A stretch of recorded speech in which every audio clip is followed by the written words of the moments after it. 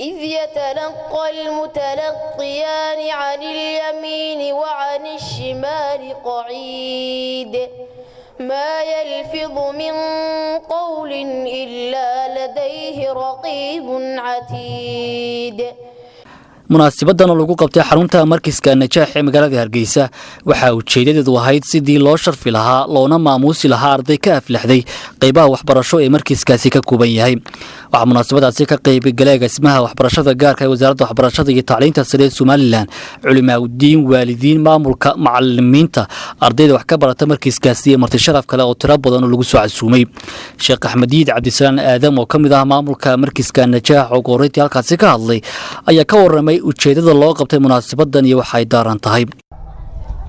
run ahaantii maanta hadafka iyo ujeedada aynu goobtan ugu kulannay waynu wada garanaynaa oo sharax badan inoogama baahna.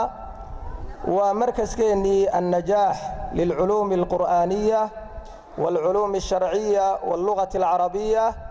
markaskeenaas inaynu ardaydii kaalmaha hore gashay ama qur'aanka marxalad weyn ka qaadatay ee ay ugu horeeyaan ardayda qiraa'aadka 10ka ah qur'aanka ku xafiday iyo kuwa kale ee riwaayada xafsa ku xafidayba inaynu ardayda maanta karaamayno oo aynu farxadda la qaybsanno. iyo sidoo kale sidii agaasimuhuba uu sheegay inay xafladani furitaan u tahay dugsigeena nidaamiga ah ee hoose dhexe Al-Najaax Primary School. Muuse Maxamed Shide agaasimaha waxbarashada gaarka ee wasaaradda waxbarashada iyo tacliinta sare ee Soomaaliland oo isna halkaasi ka hadlay ka waramay qiimaha cilmigu u leeyahay aadamaha isagoo markiska An-Najaax ku bogaadiyay kaalinta wax ku oolka ee uu kaga jiro kor u qaadida waxbarashada diiniga ee dalka. sida magacuba tilmaamayo runtii waana najaax waana lagu najixi doonaa insha Allah. iyadoon hambalyeynayno dadkii ka qayb qaatay jiritaanka iyo inuu jiro markaskani iyo inuu arday badan soo saaro. maxaa yeelay maraakiistu gaar ahaan kuwa xifdul quraanka waa halka lagu talaala ilmaha.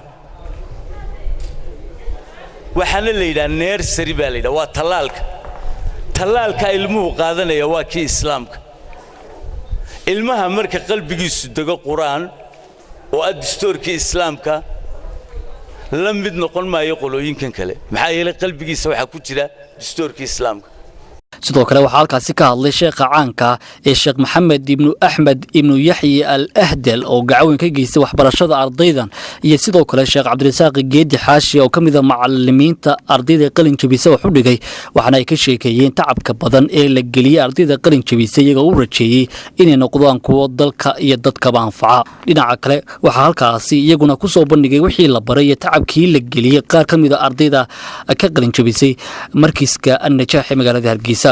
ugu dambeyntii waxa halkaasi shahaadooyinka lagu guddoonsiiyay ardaydii ka aflaxday qaybaha waxbarasho ee markiska Najaax ee magaalada Hargeysa.